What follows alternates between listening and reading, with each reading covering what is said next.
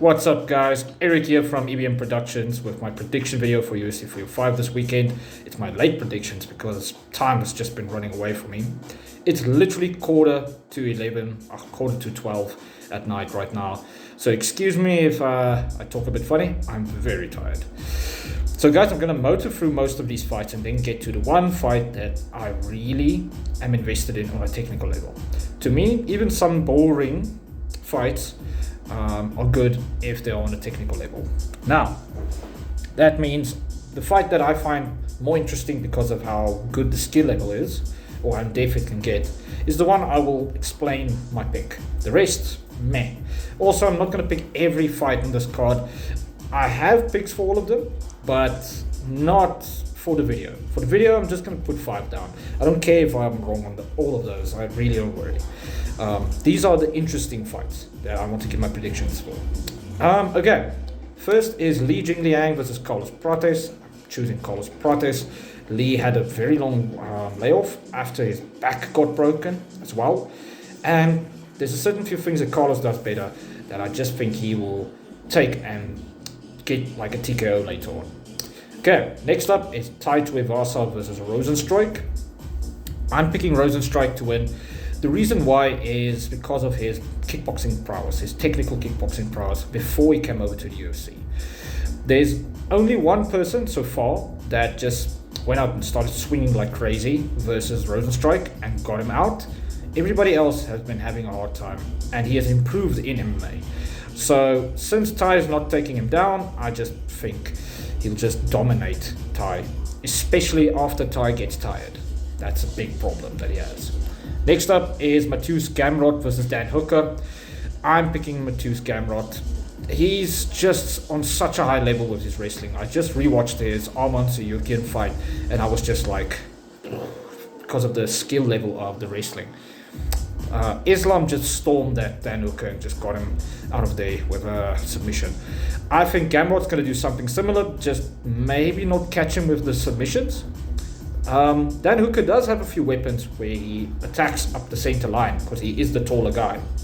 Think about his fight versus Dustin Poirier where he caught him with a lot of knees, uppercuts and hooks when he dropped levels or just ducked down and started throwing. So yeah, if he catches him, I wouldn't be surprised, but it's super unlikely. Next up is Kai Kara-France versus Steve Erceg. Now guys, I wanted to choose Kai, but really I can't. On a technical level, I have to pick Steve Erceg. I like Kai though. If Kai wins, it would be cool because I like his style. I like how he's technically a very violent fighter, and I like that. Oh well, okay, unless he fights a bit scared. That's how I'll explain it. But he doesn't fight. He's not scared. It's just how he fights sometimes with more technical guys, which Erceg is a technical guy. Oh crap. Oh well, let's move on to the fight that I'm really interested on a deeper level. Izzy versus DDP. Israel Adesanya versus Dricus du Plessis. This is a very interesting fight. So for this, I'm going to turn down the music volume a tiny bit. Although this song just kicks ass. Shout out to Carl Watson. This was a killer fight. Killer song. Gonna jam this whole weekend while I get ready for the fights, etc. So, guys, this is off the top of my head. I just mentioned it in a comment to somebody an hour ago.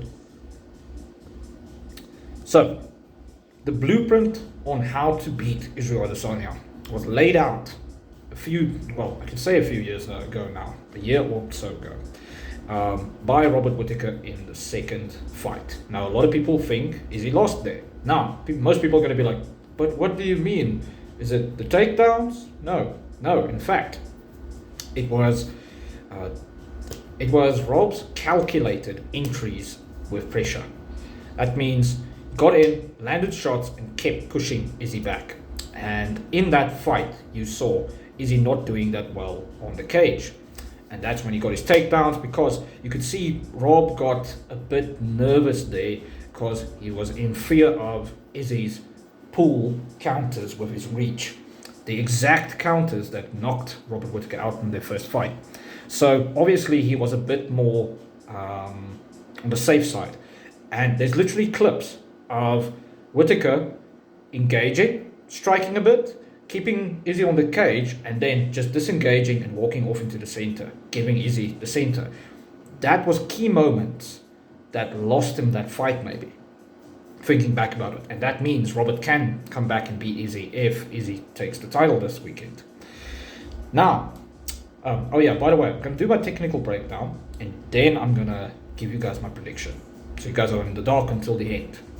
So yeah, point is, Izzy struggles to get people off of him due to his boxing skill alone. His boxing skill on his own is not at the level where his kickboxing and overall MMA skill is at all. He's one of the fighters in the UFC that is very, very successful, but their boxing alone is not that sharp. Or more so, his inside fighting. Now, it's a thing that tall, lanky opponents are not always the best on inside fighting. It's even a thing in boxing, but the guys who can fight inside that are tall are supremely successful. Think David Benavidez in boxing. Just to name a good example, Dmitry Bivol. Although Bivol is more a bow and arrow at range kind of guy, but he can go inside. But you guys understand what I mean. Yeah, it's harder for tall, lankier guys to fight there, especially with tiny gloves, because you're so open with tiny gloves. So, because of that, you can see the deficiencies there. So, Rob laid down the blueprint. Then, Powhatan, Alex Pereira, came in and kind of worked on top of that using his style. People think it's the same as their kickboxing fights, but if you really watch it, after I said this, you'll click this as well.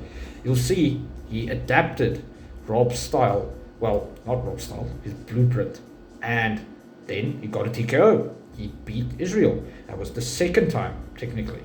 The first time, it was almost for Rob on the scorecards. Most people are going to fight me about this, but guys, I felt Izzy won that fight. Sorry, I watched that fight live. I picked Izzy to win, and then when I watched it, I felt Izzy edged it.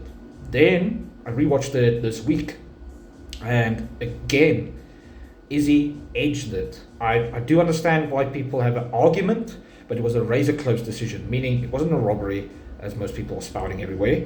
It's just Rob was just a tiny bit behind. Now, I want you guys to go rewatch that fight and focus on these moments where Rob just disengages and just moves, or didn't attack as often as he wanted to, because you could see in his face he was like, crap, if I enter I might get blitzed. This time I might get blitzed. So no, play it safe. I can redo this and win. And it was just a tiny bit not enough. Like, the judges was just like, nah, he didn't do enough. And I understand that. That's why it was so close.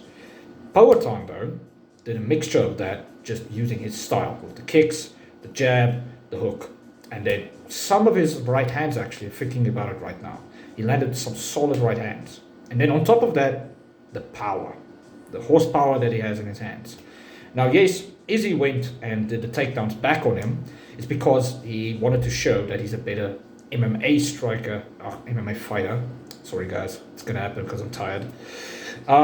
He wanted to show he's a better all-rounded MMA fighter, when that is good and all, but when you get back on the feet, the danger zone is there, especially with a guy that's on top of you and pressuring you with such skill. That's something that Powhatan does really well. Alex is amazing at cutting off the cage and making people make mistakes, while advantageous mistakes towards him. That means you make the perfect mistake for me to capitalize on, and then he just whacks them with all kinds of shots. It's not just the left hook, as we saw when he knocked out Yuri Prohaska recently. So, boom, Powhatan beats him. Cool. Izzy comes back, and he adjusts something that he knew he landed in this, the first Powhatan fight in the UFC. He actually hurt Alex in the first round, badly, with a right hand. His coaches clicked it, and everybody in his company clicked that, and he worked on it. The same right hand is the one he caught him with in kickboxing as well. And at that moment is where Powhatan went in full kickboxing mode. It wasn't MMA mode. He clicked out of it for a moment because him and Izzy, it's such a personal battle. Cool. So, in the second fight, Izzy comes back with the adjustment, and early in the fight, just like the previous fight, he clips him and he sleeps him this time. Now, funny thing, guys, I picked Izzy to beat Poatan the second time round. I picked him for both fights, actually. When Alex beat him the first time in MMA, I was just like shocked. I was just like, what the hell? I really didn't think he would pull it off. And when I saw how late it was in the fight, I was like, wait. Then I checked how the stoppage was. And I was one of the people that felt it was slightly early, but I understand why Herb Dean just jumped in. Recently, I understand they're trying to protect the fighter a tiny bit more than years back, even as far back as 1 year ago, which really makes sense. But that means some of these finishes look early, but it isn't. And yeah, if another reason why that finish happened is Izzy does not know how to fight in the pocket with his reach, etc. Even versus tall guys, his size or bigger, he doesn't know how to do that. He doesn't know how to clinch wall. He doesn't know to grab the clinch and just turn his opponent and get back to the center as quick as possible. Him with his long arms, he really has a chance to divert his opponent in multiple ways. He can even do framing, but he doesn't do that. And that's a part of him not being comfortable when things are up close. You can even see it in some of the exchanges we slow-mo it. He closes his eyes. People mock Dricus du Plessis for him closing his eyes, but Izzy does the same. Literally, it happened when Sean hit him with one of his punches in their fight, which I'm getting to soon. Anyway, guys, so point is, Poatan took that blueprint, he did it, no, he finished it. Izzy came back, he won his belt back. Then the Sean Strickland fight happened, and Sean just ran with that same blueprint. His coaches clicked on it, they saw it, they adjusted it to Sean's style, and they just worked with it. And we saw what Sean did. And guess what?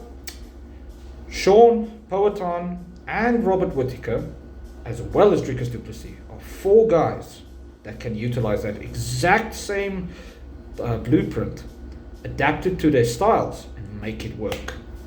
Now, this is one of the big arguments I have in favor of Dricus. But now, let's just play devil's advocate real quick. Izzy, if he comes back in full form, I'll say it like this because a lot of people are like, they think he's going to be slow and old and all that kind of stuff. And I'm like, he didn't look slow and old versus Sean. I rewatched the fight this week as well. And the same thing happened there. It was just, he's not comfortable on the cage. He didn't know how to get Sean off of him, especially because Sean's style is hard to get off of you. It's like really hard to get that person to back off. You have to have a lot of power in your hands. And the problem really was, he couldn't land cleanly on Sean because of Sean's very good defense. So you can't hit him and you don't have the power when you hit him because you're not landing cleanly. He was landing with top of the knuckles and all kinds of weird angles. That doesn't hurt. I can tell you guys that straight. Somebody lands here on the top of the head with gloves, specifically the rounded MMA gloves. It bounces off your head. It hurts, but it is not close to as painful as a shot on the jaw.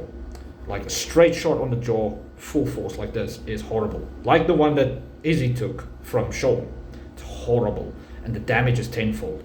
These shots that bounce off with the knuckles, where it bounces off of your head, stings, and it can cut you if you bare knuckle. But, it's not that bad, especially on the top of the head here. So, that being said, Izzy couldn't land properly, he couldn't get him off. He couldn't get respect out of Sean. He didn't know how to clinch, he didn't know how to frame off of him, or just to cut the cage off just in time to get the center again. He didn't know how to do it to Sean. He didn't look slow, he didn't look wear and teared, etc. He just didn't have those skills. And it shows in his Whittaker fight, both the Poatan fight, and the Sean fight. That's 4 instances.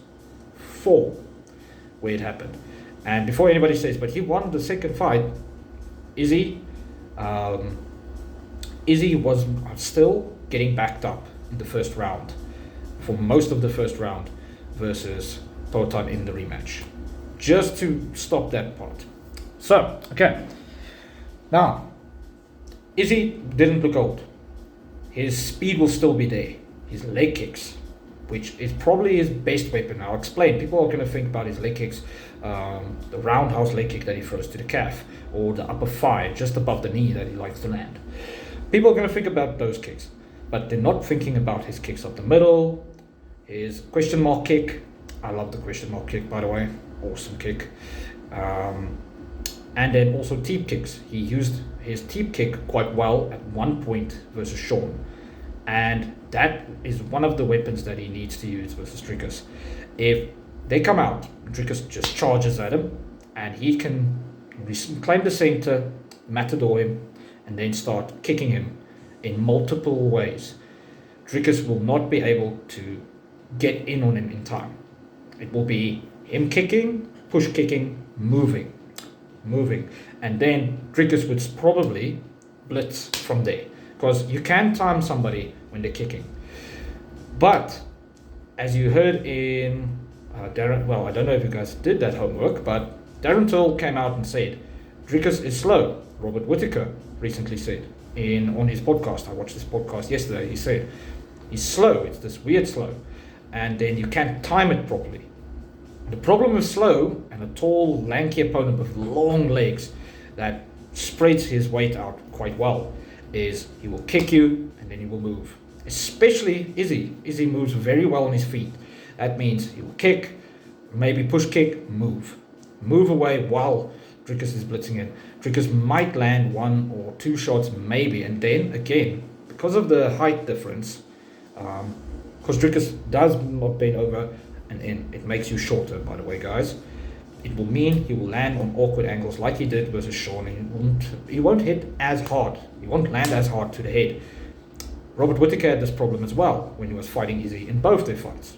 He was struggling to land clean, hard shots because of the angle he had to punch. Let me make an example real quick. Say this is Izzy with his tall body and he's leaning back because he likes leaning back while moving in a certain direction. So let's say this is one of Dricus's punches, and at the end of the punch, it lands. While Izzy's like this, it will take almost 50% of the steam off if it doesn't land in time, where Izzy's off of balance. And most guys struggle to land those shots. Even Sean kind of struggled to land those shots when Izzy was leaning away. When he got him up against the cage where Izzy couldn't lean anymore, that's when he dropped him. That's when he started landing good shots. That's why where even his jab started landing more. Because if you rewatch the first round of Sean Strickland versus Izzy, you can see even Sean was struggling to land his jab. He landed his jab better versus Dricus du Plessis than versus Izzy, because of how Izzy moved and kept his body back. Now, in boxing, it's really bad to lean with your chin in the air like that.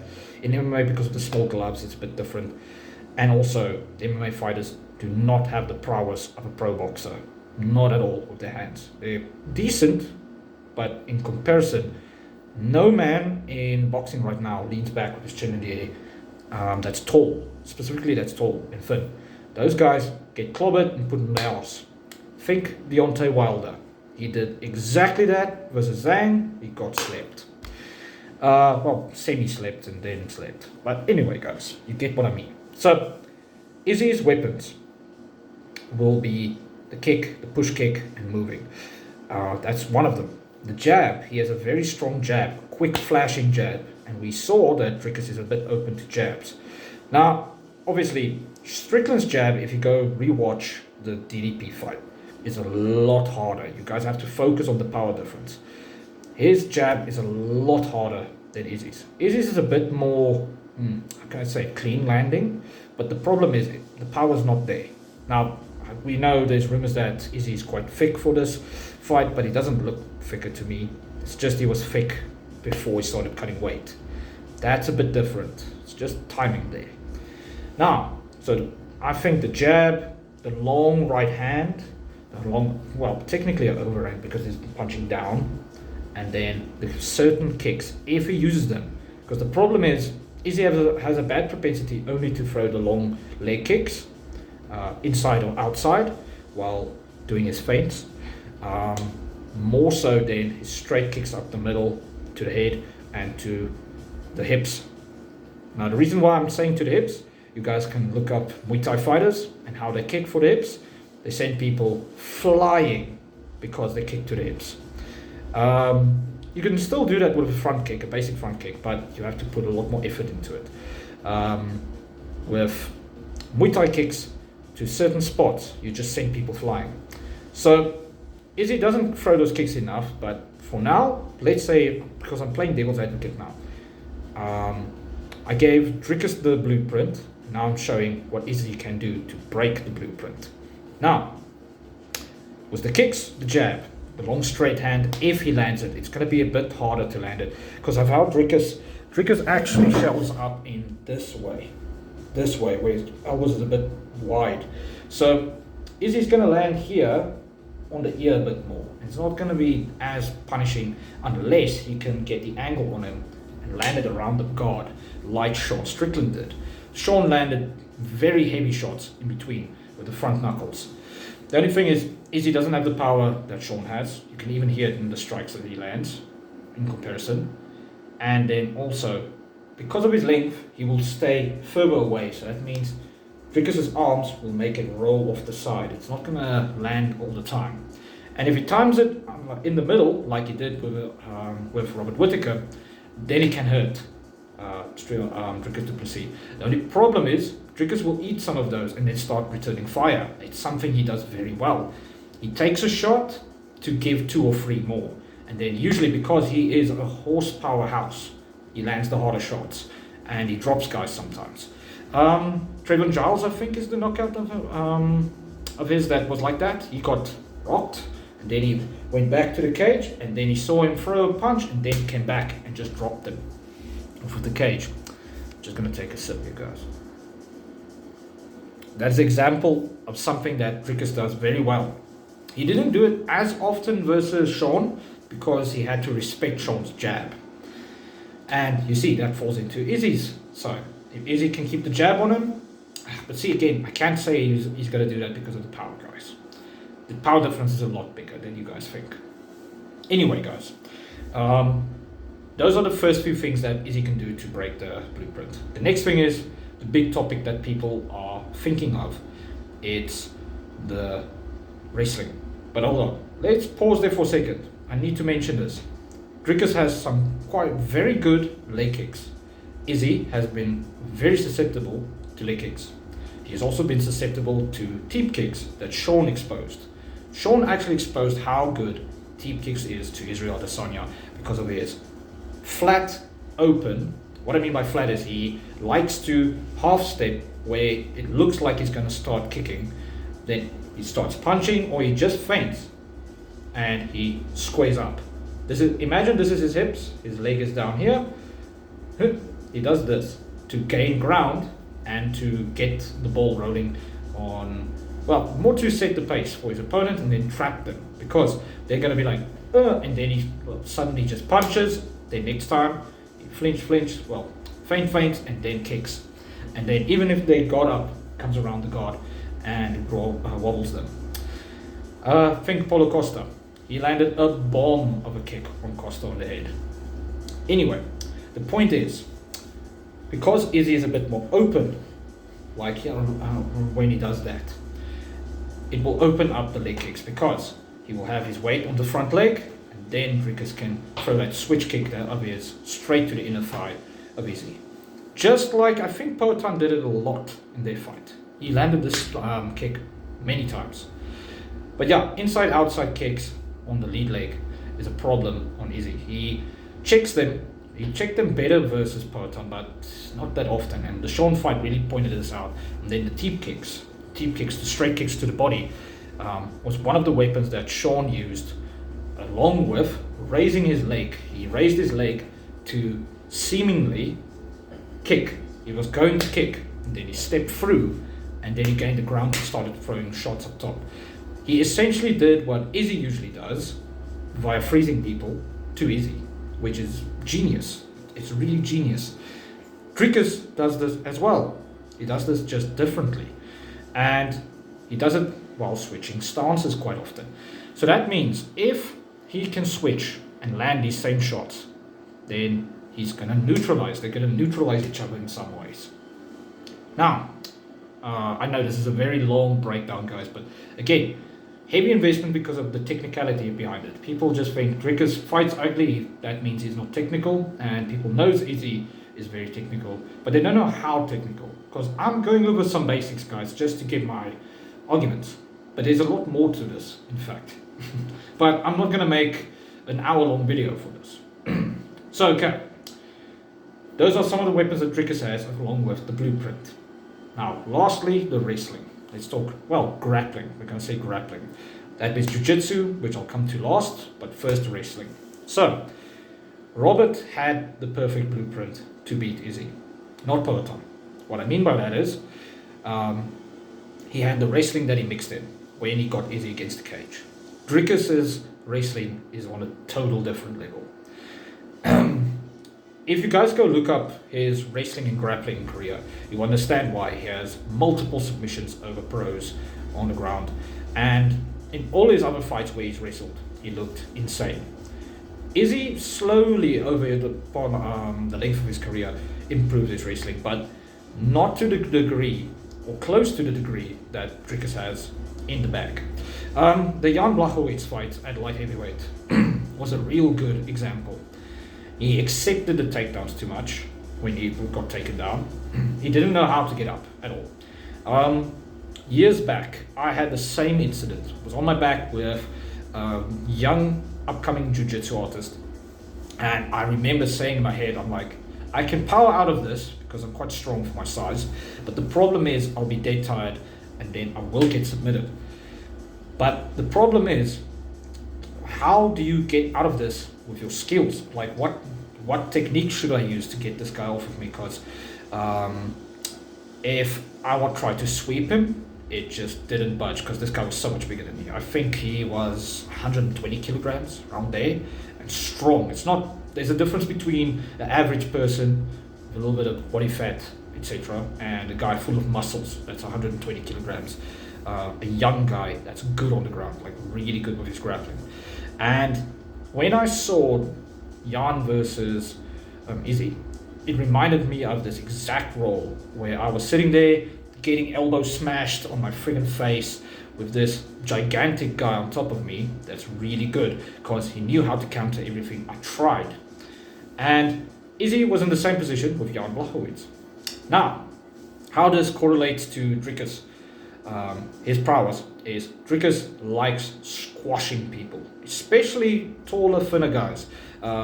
If you go look up some of his roles, the guys that he had submitted, the team that he submitted before one of his fights, if I'm not mistaken, I think it was a Gracie Barra team. Let me actually check real quick, guys, because I have the internet going here. But anyway, guys, Dricus has a crushing, he has like an anaconda type of grappling. And then he has high skill level on top of that. Dricus Duplessis versus Gracie Barra team. Let me just check if it's a right. Yes, it was a Gracie Barra team. Ilovo in this format. He was the first member of his team to step on the mat to fight Gracie Barra's first representative. He went on to submit all the members and dismantled the entire team, leading Team CIT to victory. Crazy. That's insane, guys. Like, people don't give credit to this part on how good his BJJ and grappling is in total. And if you go watch that, you'll see what I mean. Dricus does something that Khabib used to do. He locks to you and he just squashes you. You have nowhere to go. Instantly, it's like you're an ant. And he did this with Robert Whittaker. Now, how this would lead over to him fighting Izzy is, if he implements the blueprint, even while taking a few shots, bad shots, some leg kicks, if he powers through that early in every round, lands some good shots, pushes Izzy against the cage. Izzy struggles because he can't do the inside fighting, he can't frame off of him, he can't clinch with him. He will get taken down. He will get squashed against the cage and just dragged to the ground. Dricus has shown that he can do that with everybody he has fought in the UFC outside of Sean Strickland. Now, funny enough, I actually argued with a lot of people online that Sean really had very good grappling. People were just ragging on him because they fought the Hamza training session years ago. And they just ragged on him and was like, nah, he's just horrible. But he isn't. He clearly showed that when Dricus couldn't control him. Now, I know why. There's a key detail that Dricus didn't do, which I'm going to look out for in this bloody fight. I was yelling at the bar. Well, it was more like a restaurant, but yeah, I was yelling loudly for him to do a certain trick that would just secure the takedown where he could control it versus Sean. But anyway, I digress. If he gets Izzy to the cage, against the cage, and he scoops him, puts him on the ground, Izzy is in the scariest zone of his entire career. It's not Jan that's wanting to punch you in the face the whole time. It's Dricus du Plessis, who submitted a whole team of Gracie Bars and has improved since then with his wrestling. I watched a clip the other day about it. You could see how much he improved already. He just flows while being that anaconda. It's not just him grabbing for his life, like he did versus Whittaker and a few other opponents, and even versus Darren Till. Although he was a bit tired there, but anyway. If he gets Izzy down, Izzy is in such a bad spot. And watching some of Dricus's other roles, other fights, he has a legendary squeeze. People complain that Darren Till tapped too quick, when most of the people he rolls with that he taps always tap that quick. You don't see them fighting for their life and then tapping. Apparently, Dricus du Plessis has a crazy good squeeze on his arms, and obviously you can see how big his arms is, how strong he's built. His arms, his legs, and he has good leverages because of his long arms, which we know is great for DAS chokes, and guillotines, anaconda. Damn, and he has quite long legs for his size. Because again, as you guys saw, him and Izzy is almost the same size, which is kind of a problem for Izzy in this fight, because long levers is better. It's better in MMA, in my opinion, in certain aspects. But okay. Anyway, if Izzy gets taken down, he's going and kept there. That's another thing. He will lose. Like he will lose. I think he will get on gas out then, or get submitted really quicker. Well, not as quick as some people think, because some people think this is the X factor for this fight. I just think it would be by round 3, round 4, if Dricus goes that route. If Dricus says, "No, I'm just going to kickbox him," then fake few takedowns, then it's a bit more rough. I understand Sean technically did that, but use all the weapons that you have. So going through all of this, guys, I need to talk about the jiu-jitsu side. So what you guys already probably heard now is Dricus has a better resume as a grappler. Well, he has more submissions and then more options because he hasn't gone for those same chokes before. He tried DAS choking Robert Whittaker, but Whittaker, being a wrestling champion, a former wrestling champion, and he survived Yoel Romero, knew how to get out. He's a guy that trains wrestling and jiu-jitsu a lot more often than people think. So, yeah. Izzy, though, has a propensity of giving his back when he's taken down, which is bad, really bad. And then you could see him being a little bit more fish out of watery on the ground. Now, he has been working on it, like the viral video of him training with Logan Paul and submitting him, training with Volk of all people, because Volk really proves how good he is on the ground as well. Albeit, I'm not sure he's that slick with his submissions. You understand? He's not a jiu-jitsu artist, he's more a wrestler, rugby player, as well as a submission artist. Well, submission player, I'll say it like that. So what I'm thinking is he's in bad water if it goes to the ground, and Dricus gets his back, specifically his back, because of the shots that he's going to land on the side. Dricus does that very well, where he controls people with the seat belt around the hips and then landing the shots. Think of Henry Cejudo versus TJ Dillashaw if you guys are wondering what I mean by the seat belt. Other coaches call it something else. I call it the seat belt because it's like you're locking them in, and wherever they turn, you can just attack. You can attack. If they start trying to grapple you, you have the upper hand. You have the choice. Yes, there's so many options there. It's one of my favorite positions to get in because anybody taller than me always thinks, I'm seeing this fight again, guys.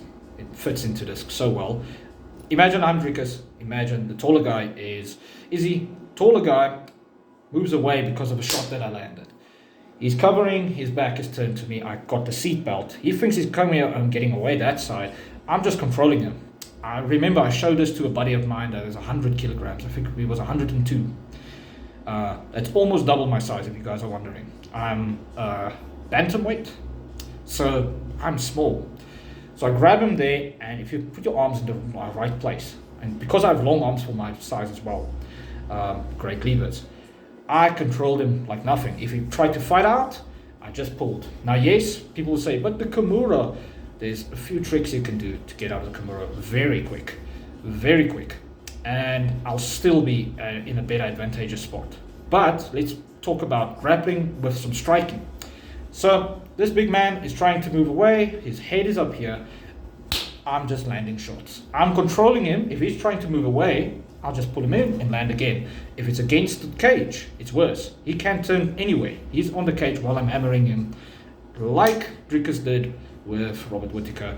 Who else? There was somebody else even got on the cage like that. I'm not gonna...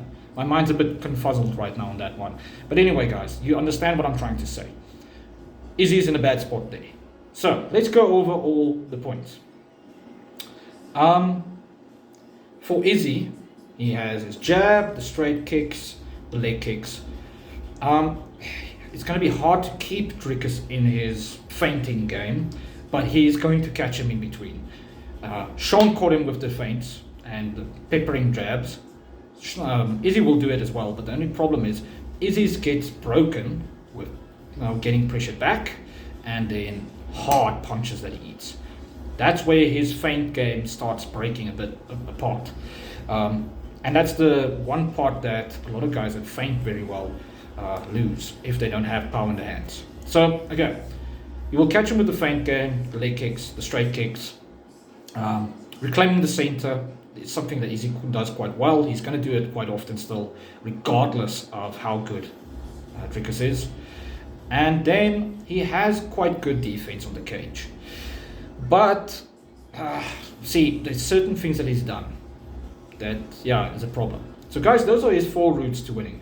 If he can keep the jab on him and circle around, reclaiming the center constantly, something that he was going to do or struggled to do versus Sean and versus Poatan, if you can do that in quick succession, defend takedowns and land sharp shots the whole time, like over and over again, then there's a big chance that he can just slowly break Dricus down. But he's not going to TKO him or something like that unless he catches Dricus really badly, storming in, and he lands with those pull counters.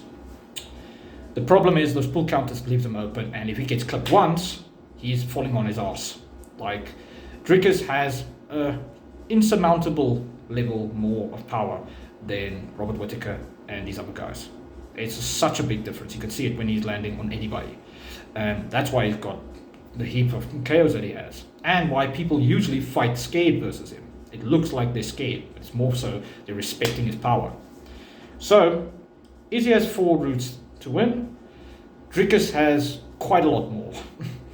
So, the stance switching, his kind of feints, the leg kicks, the overhands, they will still land. I said they won't land with so much power, but they will land, guys.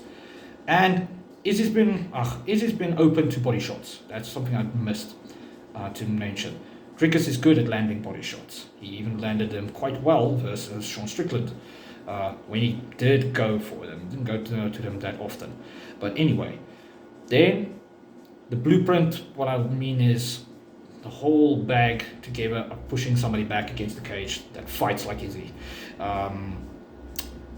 Then, I see you guys. It's like it's almost like a landslide. Like, Dricus is too sharp in certain areas, or it's more just like he fits into his style. He is a yin and yang kind of effect. Kind of like how the build-up to this fight has been. You guys understand what I mean. Then, on top of that, the wrestling game, the mistakes that Izzy makes on the cage when he's getting taken down or attempted takedowns. He likes going to his knees and giving up his back. The jiu-jitsu of Dricus. And then, lastly, guys, in intangibles, let me say it like that. Willpower is in favor of Dricus. Izzy is coming off of a bad loss and a mental retreat. How will that affect him in the cage? Is he going to get hit? Like, let's say he's going to have how is he going to react when he has one very bad round? Like, let's say there's a repeat almost, or worse, than the first round versus Strickland. How's he going to be mentally after that? Because he looked quite mentally broken to me after the first round versus Strickland. And then the rest, as the fight went, it looked like he said himself, he felt he was like an autopilot. And that to me told me, at first he was not really he was not really excited to fight Sean. Sean woke him up, and then it faded because he noticed, oh crap, I can't win this. How's he going to react if Dricus implements this on him and batters him with bigger power and the wrestling advantage? Like, how is it going to happen? Is he going to be like, yes, I'm going to go again? Or is it just going to break him? Well, wake him up again, and then the second round is just going to be like, what do I do? I can't win. And then he will fold. Or he will fold internally, but just keep going on autopilot. In boxing, we hear that term quite often, where the guys are on autopilot and they just try to fight and just get battered the whole fight. And then it's a boring decision in the end that they lose, but it's because they were on autopilot. And then, add on top of that, Dricus wanting to beat him more, Dricus having the momentum at that point in this hypothetical, and then lastly, Dricus knowing he can take him down at will. Or semi at will. I don't think it's going to be at will. Izzy has very good defense. People kept fighting me for years about that. Yeah, by the way, guys, as you guys can realize, I'm quite a big fan of Izzy. Izzy was one of the best champions to see fight. His activity, his style, the skill level that he showed, it's just tremendous. It was such an upgrade in my opinion. No disrespect to Michael Bisping, but it was such an upgrade from there. Because we knew GSP was just going to take the belt and dip. And that happened. And then Izzy came along and was just like, let me show you guys another level of striking. Let me bring back the old Anderson Silva style.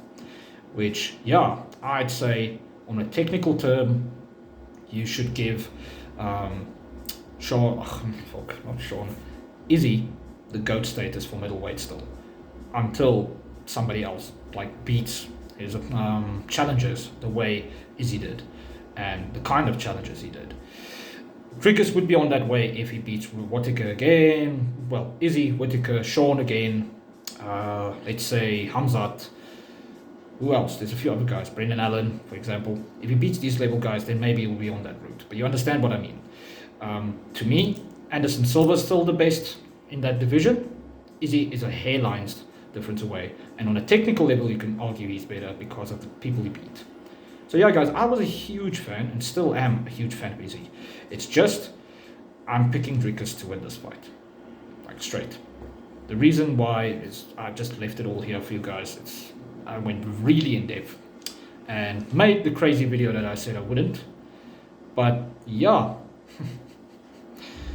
Damn it. I think I should just cut this part and then put the rest in another video. I'll do that instead. So guys, I'm going to say goodbye. If you guys see this part, then you guys know this was the final prediction. Or maybe, guys, I'm going to leave this in. If you guys watch it, cool. If you guys don't watch it, cool. I'm going to make a separate video. That's the short version. Yeah. Anyway, guys, I'm picking Dricus to win. He's going to use the blueprint in his own style. He will eat a lot of jabs. That's what I'm predicting. And still get busted up a tiny bit. Pushing Izzy back, landing the leg kicks, landing his front kick, because he has a good front kick as well. This will be a war of front kicks in some ways, if you can time it right. Landing big bombs over the top, just not cleanly because of how Izzy likes to lean away. Landing body shots though, in between that. And then taking Izzy down and just battering him on the ground. I don't think Dricus will instantly go for the finish unless he's just like, I'm in the mood, let me just go for the rear naked choke, or if he wants to control him on the ground. That's also being said, if he doesn't do that one thing, which I'll mention after the fight, if it didn't happen. There's one thing I was yelling at the bar slash restaurant that we were at last when we were watching the Sean Strickland fight. I was just like, why aren't you doing this? Why? You could control him and you could have won. So yeah, guys, picking Dricus du Plessis to win. It's going to be a very good fight. As you guys can see, I'm just fanboying essentially here as well. And yeah, cheers guys. Bye.